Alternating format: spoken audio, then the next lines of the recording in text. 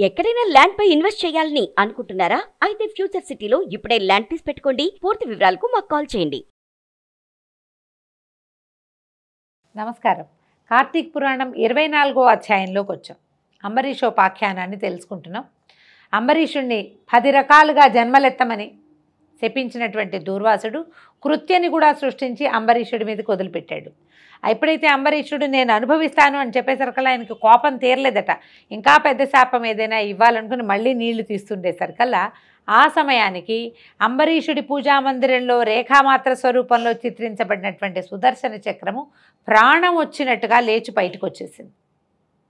ఇంతకు ముందు ఎప్పుడో నా భక్తుల్ని రక్షించటమే నీ యొక్క క్రియ అని భగవంతుడి చేత ఆదేశింపబడినటువంటి సుదర్శనుడు తన దేవుని అంటే తన ప్రభువు యొక్క విష్ణువు యొక్క భక్తుడైనటువంటి అంబరీషుడి మీదకి నిప్పులురుముతూ కత్తులు తిప్పుతూ వస్తున్నటువంటి కృత్యను దాని యొక్క కారణమైన దూర్వాసుడిని చూసి వారిద్దరిని సంహరించడానికి ఉద్యుక్తుడై ఆ చక్ర స్వరూపంగా బయటికి వచ్చేసాడు. 1000 పళ్ళుంటాయట ఈ సుదర్శన చక్రానికి. 1000 పళ్ళలోంచి ఒక్కొక్క పంటలోంచి కొన్ని వేల సూర్యుల కాంతి వంటి అగ్నిరవ్వలు చిమ్ముతూ సుదర్శన చక్రం ఈ అంబరీషుడి మీద నుంచి కృత్య మీదకి లంఘించింది. కృత్యను సంహరించింది. ఈ కృత్య కత్తులతోటి అంబరీషుడి మీదకి వచ్చింది. అంబరీషుడు దుఃఖోద్వేగంతో కూలిపోయి ఉన్నాడు.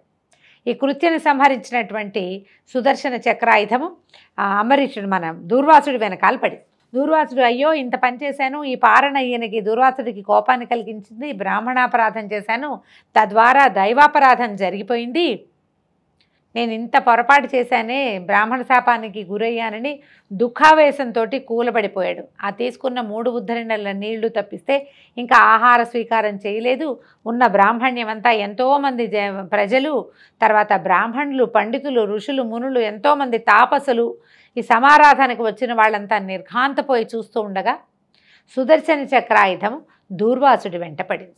తన మీదకి నిప్పులు రూతూ వస్తున్నటువంటి సుదర్శనాన్ని చూసేసరికల్లా దూర్వాస మహాముని ప్రాణభయంతో పరిగెత్తాడట. ఈ ప్రాణభయం ఆయన పరిగెత్తి పరిగెత్తి ముల్లోకాల్లో ఉన్న అందరూ దేవుళ్ళని చూశాడు, నన్ను రక్షించండి అని. చక్రానికి ఎదురొడ్డి నిలవలేకపోయాడు. కైలాసానికి పరిగెత్తాడు. పరమేశ్వరుడు అన్నాడు, సుదర్శన చక్రాయుధాన్ని ఆపగలిగే శక్తి నాకెక్కడిది, నేను ఆపలేను. నువ్వు ఏ పొరపాటు చేశావో, ఎందువలన ఆయన్ని వెంటపడ్డాడో, చక్రాన్ని ఎవరు ధరిస్తారో వాడు ఉపసంహరించగలడు. ఎవరు ధరిస్తారో వాళ్ళు చేయగలుగుతారు ఉపసంహారం, నేను ఉపసంహరించలేను, నువ్వు నా దగ్గరికి రావద్దన్నాడట. అక్కడి నుంచి బ్రహ్మలోకానికి పరిగెడితే బ్రహ్మదేవుడు కూడా అదే బోధించాడు. ఈ చక్రం ఎవరితోటి సంధించబడిందో వారి దగ్గరికి వెళ్ళాలి కానీ నువ్వు ఇతరులని అడిగి లాభం లేదు అని. అక్కడి నుంచి ఇంకా ఈయన వైకుంఠానికి పరిగెత్తుకుంటూ వెళ్ళిపోయాడట. ప్రతి వాళ్ళు మేమేమీ చేయలేమన్నారు. అయితే భగవంతుడు భక్తవశంకరుడు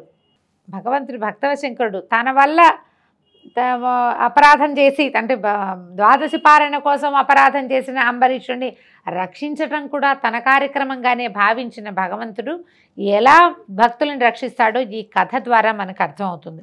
చివరికి ఇంకా రక్షించగలిగే వాళ్ళు ఎవరు లేరని తెలుసుకున్నటువంటి దూర్వాసుడు పరిగెత్తుకుంటూ వైకుంఠానికి వెళ్ళాడు. ఓ మధుసూదన, ఆర్తత్రాణపరాయణ, జగద్రక్షక, నువ్వు తప్ప నన్ను కాపాడగలవారి ముల్లోకాల్లోనూ ఎవరూ లేరు. సుదర్శన చక్రం నన్ను సంహరించడానికి నా వెంటే వస్తోంది. భక్తాగ్రగణ్య, భక్తత్రాణపరాయణ, శరణు శరణు అంటూ పరిపరి విధాలుగా మహావిష్ణువుని ప్రార్థించాడట. నీకు ఇదేమి లెక్క అని అడుగుతున్నాడు దూర్వాసుడిని విష్ణువు. ఇంత ఆవేశమా? సత్కార్యాలను సానుకూలం చేసి సఫలం చేయించవలసిన భాగవతోత్తముడివి కదా, నువ్వేం పనిచేశావు? భక్తుల చేష్టలన్నా నాకు పరమ ప్రీతి అని తెలుసు కదా. నా భక్తుడైన అంబరీషుడు నా పట్ల గల భక్తితో పుణ్యవ్రతమైన ద్వాదశి పారణ చేద్దామని నిష్టగా ఉన్నాడు. ఆ సమయంలో అతడి వద్దకు వచ్చిన నిన్ను సాక్షాత్తు నన్నుగా భావించి గౌరవించి అతిథిగా నిన్ను ఆహ్వానించాడు. స్నానానికి వెళ్ళిన నువ్వు ద్వాదశి ఘడియలు మించిపోతున్నా రాకుండా జాగు చేశావు. అంబరీషుని యొక్క భక్తనిష్టత ఎంత ఉందో, శ్రీహరి భక్తినిష్ట ఎంత ఉందో, ద్వాదశి పట్ల అతనికి ఎంత శ్రద్ధ ఉందో తెలుసుకోవాలని పరీక్షించాలన్న ఉద్దేశంతో నువ్వు ద్వాదశి ఘడియలు దాటిపోతున్నా రాకుండా జాగు చేసావు. సరే, నీవు చేసిన తప్పు. సరే పోనీ, నువ్వు ఇంత తప్పు చేసినా కూడా మంచినీటిని మాత్రమే పారణ చేసిన అంబరీషుణ్ణి అతని మీద ఆగ్రహించడం ఎంత అన్యాయమో నువ్వు ఆలోచించలేదు. పైగా అతన్ని శపించి తీరని అపచారం చేశావు. గోవులను హరిభక్తులను బాధించిన వారిని హింసించిన వారిని నేను తప్పక శిక్షిస్తానని నీకు తెలుసు కదా. అయినా కూడా నువ్వు అంబరీషుడిని శపించావు. కోపావేశంతో నీకు ఒళ్ళు తెలియలా. నువ్వు భగవద్ అపరాధం చేసినావు. భాగవత అపరాధము భగవద్ అపరాధం కంటే పెద్దది. భగవంతుణ్ణి నిందించినా పర్వాలా, భక్తుణ్ణి నిందించకూడదు. అది భగవంతుడు సహించడట. ఆయన్ని తిడితే నా కుమారుడే కదా అని తీసుకుంటాడు, నా భక్తుడే కదా, నేను సృష్టించిన మనిషే కదా అని. కానీ ఆయన పట్ల భక్తి కలిగిన వాడిని కనుక శపించినా బాధించినా భగవంతుడికి నచ్చదు. ఇది ప్రత్యేకమైన క్రియగా మనకు కనపడుతుంది. చాలా పురాణాల్లో ఈ విషయాన్ని తప్పకుండా చేస్తారు. భాగవతాపరాధం చేయకూడని పని. అయినా అంబరీషుడిని శపించావు. అతను నీకు భయపడడం వల్ల, నన్నే ధ్యానిస్తూ ఉండటం వల్ల నీ శాపవాక్కులు ఏవి అతనికి వినపడలేదు. అతను ఏం చెప్పాడు? నువ్వు 10 జన్మలు ఎత్తమన్నావు. అతను అవేవి వినలేదు. నువ్వు అతనికి ఇచ్చిన 10 జన్మల శాపము అతనికి తెలియదు. నన్ను శరణు కోరిన అతనికి నువ్వు ఇచ్చిన శాపాన్ని నేనే అనుభవించాలన్న ఆలోచనతో అతని చేత అలాగే అనుభవిస్తాను అని నేనే అనిపించాను. నీ శాపం వృధా కాకూడదు. నువ్వు అమోఘ వచస్కుడివి, మహర్షివి. ప్రపంచాన్ని భక్తి వైపుకి నడిపించవలసిన వాడివి. భగవంతుని వైపుకి వెళ్ళే దారిని సుగమంగా చేసి ప్రపంచానికి అందించవలసిన మహర్షివి. నీ మాట తప్పు కాకూడదు. అందుకని అదొకటి. అంబరీషుడు అతను ఈ కష్టం అతను పడకూడదని, ఆ కష్టం నేనే అనుభవించాలని నువ్విచ్చిన 10 జన్మల శాపాన్ని నేను అనుభవించడానికి ఉద్యుక్తుడనై అతనితోటి సరే అనిపించాను. కానీ నువ్వు తనని శపించావని కూడా అంబరీషుడికి తెలియదు. భయంతో వణికిపోతూ విష్ణునామస్మరణ చేస్తూ ఉన్నాడు. నన్నే స్మరిస్తున్నాడు. నన్నెవడు స్మరిస్తాడో వాడి మనసులో నేనుంటాను కాబట్టి నేను ఆ శాపాలని ఒప్పుకున్నాను అని చెప్తున్నాడు భగవంతుడు. పోనీ అలాగని నీ శాపానికి చెదరక బెదరక సంసిద్ధత ఒప్పుకున్నటువంటి కారణంగా అతనికి మరింత కఠినమైన శాపాన్ని ఇవ్వాలనుకున్నావు. అందుకే నీ మీద సుదర్శనాన్ని ప్రయోగించాను. దానిని నివారించడానికి కానీ దాన్ని సమర్థించడానికి కానీ అతడొక్కడే సమర్థుడు. సుదర్శనము అవడానికి నా ఆయుధం అయినప్పటికీ కూడా ఎవరి వల్ల అయితే ఈ సుదర్శనానికి ఆయువు వచ్చిందంటే వేగం కలిగిందో అతనే దాన్ని ఆపగలిగిన సమర్థుడు. భక్తుడికి ఇబ్బంది అయింది, అతను భక్తితో పర్వాలేదని ఒప్పుకుంటే నీకు ఆగుతుంది ఆయుధం, లేకపోతే అది ఆగదు, నీ ఇష్టం అన్నాడు. నువ్వు అంబరీషుడికి ఇచ్చిన 10 జన్మలను లోకోపకారం కోసం నేనే ధరిస్తాను. మొట్టమొదటిదైన చేవరూపాన్ని ధరించి సోముకుడనే రాక్షసుని సంహరించి వేదాలని రక్షిస్తాను. రెండోదైన తాబేలు రూపాన్ని ధరించి దేవదానవులు క్షీరమధసాగర మథనం చేసేటప్పుడు మందరగిరి పర్వతాన్ని నా మూపున ధరించి నీటిలో మునిగిపోకుండా కాపాడుతాను.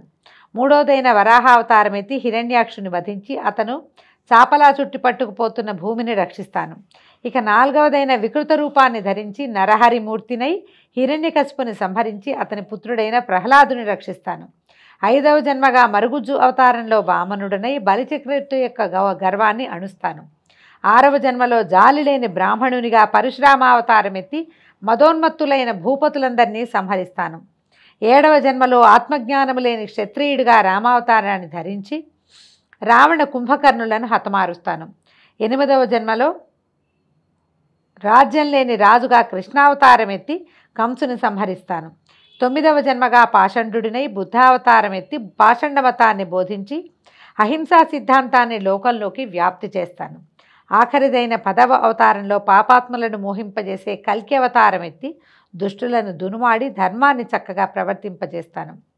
దూర్వాస మహాముని, రుద్రాంశ సంభూతుడిపైన నీ నోటి వెంట కోపావేశంలో వచ్చిన శాపవాకులైనా వృధా కాకూడదని ధర్మ సంస్థాపన కోసం నేను భువిలో దశావతారాలని ఎత్తి లోక సంరక్షణ కోసం నా భక్తునికి ఆ శాప ప్రభావం తగలకుండా ఉండటం కోసం వ్యవహరిస్తాను.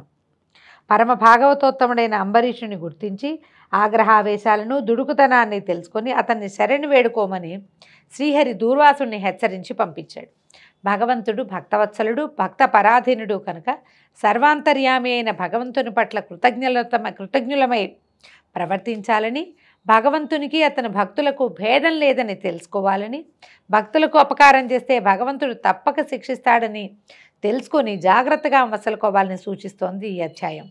ఇంకా తన కోపమే తన శత్రువు అన్నట్లుగా అంబరీషునిపై కోపగించినందుకు సుదర్శనుడి కోపాగ్నికి గురి అయిన దూర్వాసుని వలన ఇది తెలుసుకోవాలి. కోపహ సుదుర్జయ శత్రువు, జయించరాని శత్రువు. మనకి అరిషడ్వర్గంలో రెండోదైనప్పటికీ కోపం చాలా పెద్ద శత్రువు. అంచేత ఈ రకంగా మనం క్రోధాన్ని కంట్రోల్ చేసుకోవాలి, సరిగ్గా ఉండాలని, భాగవతాపరాధం చేయకూడదని ఈ అధ్యాయం తెలియజేస్తుంది.